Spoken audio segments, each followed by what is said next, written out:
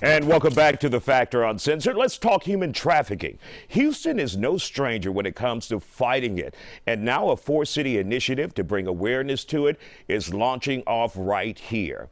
Now, joining us on The Factor live tonight is Susan Summons with Rise with Perspective team and their mission to bring awareness to the issue. First of all, Susan, welcome to you're my first official live guest since the pandemic. Isaiah, thank you. We don't count Jonathan. He was across the hall. He was across the hall. Isaiah, thank you so much. It's really an honor to have an opportunity to share in a worthwhile and tremendous cause. Now, this is a serious issue that we have seen extremely in Houston serious. And around the country when it comes to human trafficking. Extremely serious. We're coming out of a pandemic, but there's another pandemic that's been happening, and that's the pandemic of human trafficking in America. And it's an issue and a cause.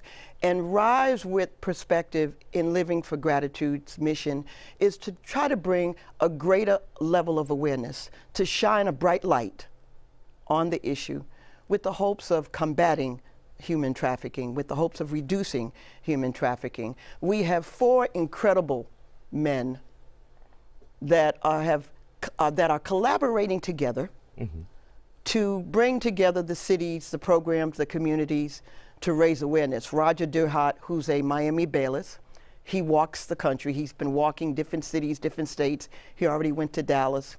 C.J. Josephs, who is one of the actors and commentators and speakers here, right here in Houston, Ken, and Jay Daggett. And they have programs, coalition programs, that are combating or providing awareness for human trafficking. But it starts with education.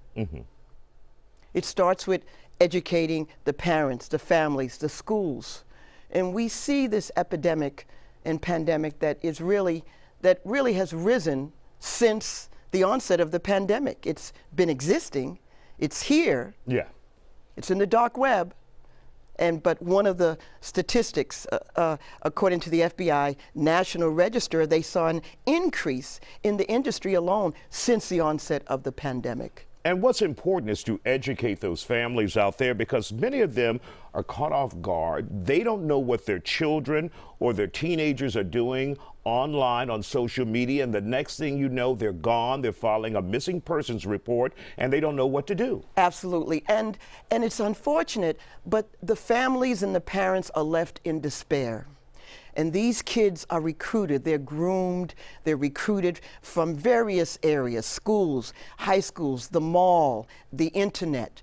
Decades ago, we didn't have the internet, but this issue still existed. Now infiltrate the social media and internet, and now you have a full-blown pandemic. Video, internet, email, the mall. A student could just be walking down the street on the sidewalk, and someone approaches them, makes them an offer. The grooming.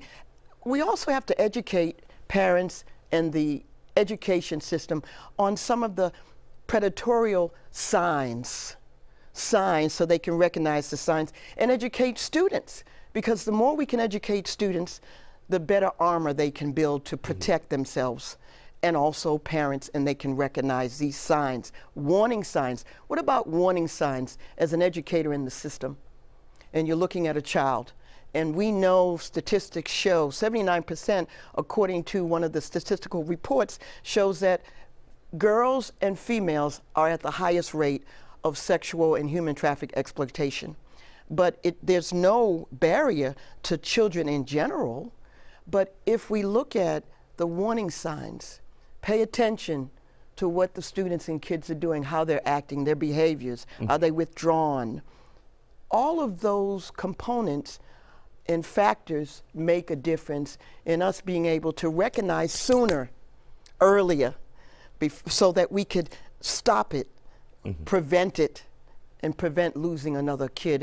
And the kids that right now are experiencing those behaviors, the anger, the depression, the mental health issues that are currently sweeping the country at an all-time high. And let me ask you this. Once you find out a child has been recruited, groomed and is now part of human trafficking. How difficult is it to get them out and acclimated back to regular life, because they're changed people now? They've been out there selling their body, likely involved in drugs. How difficult is it to get them back on the path to being that daughter or that son that you once had? And we know that it's not an easy task. It's almost comparable to looking at you're taking a drug addict who has an addiction and they have to go into a program.